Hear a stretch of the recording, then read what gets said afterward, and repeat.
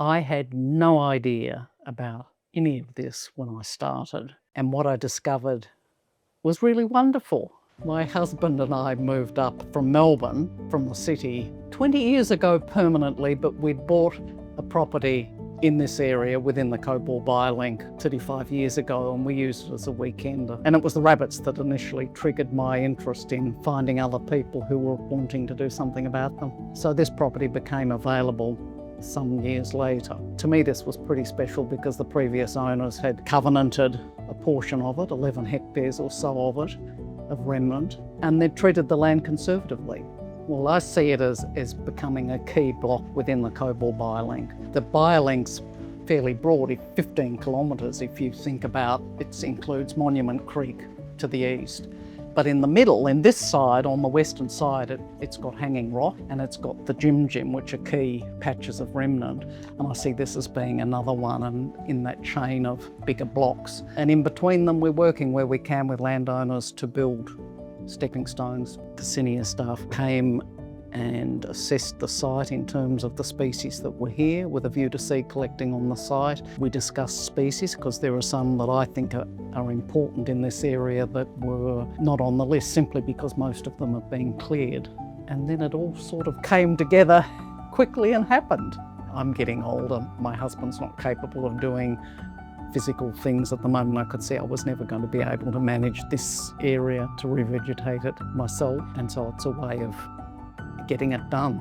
Challenges have been the weather, because this particular property does get frost extremes in winter, not every year, but about every 5th year. So the planting was in spring, and of course we've had an extremely dry summer, so Cassinia's watered on 2 occasions. It feels really good to see the wrappers actually, even when there aren't a lot of plants visible from afar.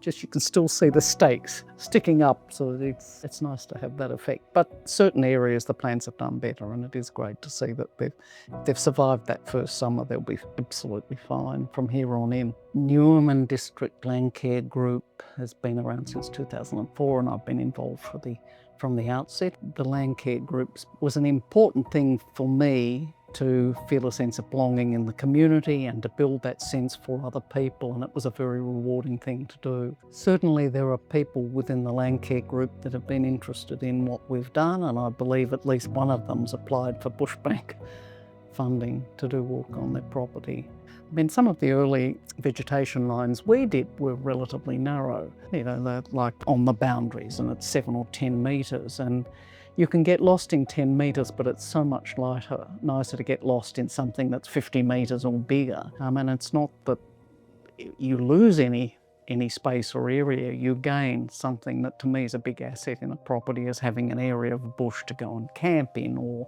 walk in or be lost in or discover things in. You know, to have fledgling birds on the ground around you, or the sorts of things that happen chance when you use it frequently. So I'm delighted that one of my daughters and her young son are living on this property, and they regularly walk up into the covenanted part of the land. And I wish more people would put a Trust for Nature covenant or take up a BushBank opportunity. And I've had so much joy out of seeing the changes in the properties that we've been living on and on this property, and discovering all the value in this land, in the flora, in the animals, and seeing that change happen and being part of it. Amazing.